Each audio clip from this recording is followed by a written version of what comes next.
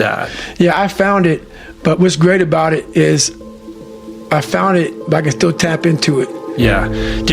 Was there a moment of thinking, like, if I allow myself to experience joy and gratitude, that I'm not going to be able to be as hard, that I'm going to lose that edge that distinguishes me? No, that's not it at all. What it was I never felt that my entire life.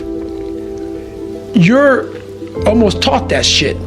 When you're born in a happy home and you're born around happy shit, it kind of comes out. I don't laugh. My dad beat the laughter out of me. When you can't read and write and you're trying to hide out in classes and please don't call on me and shit, and you're fucking all scared and shit, everywhere you go you're nervous and you're panicked and you're stuttering, and you know your whole life is that shit. There's not joy in that shit. That becomes who you are no matter how much you change. You're scarred. So people are like, my God, man, you never smile, you never do this. It's my life. It's my life. So you gotta teach yourself how to read and write and also fucking smile and say, it's okay. A lot of things aren't like, you know, man, why don't you do this? Like, I don't judge people. That's why I don't judge them. People, man, you don't smile, look so hard like this. Read my book and don't forget where I came from.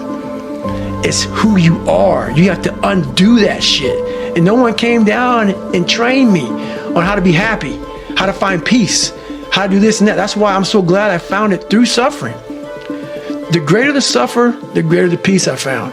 But you have to reflect on where you came from the dungeon of hell that I came from. I had to reflect on that shit to find final peace and be able to say, wow, motherfucker, if you die in this bed at 40 years old, I'm the happiest motherfucker in the world because I did it. Else. When you grow up weak and you start to master your mind, because my whole thing is whenever I'm weak at something, whenever I'm scared of something, I master it.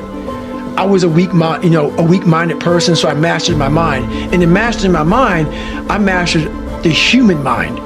And I realized why I no longer judge people, why I no longer put people on a pedestal, because we're all fucked up our own way. We all have demons. Some people hide them better than other people. So I know we all have them. But me knowing that, I know that most alpha males are very fragile. Very fragile. They never want to see another person harder than them.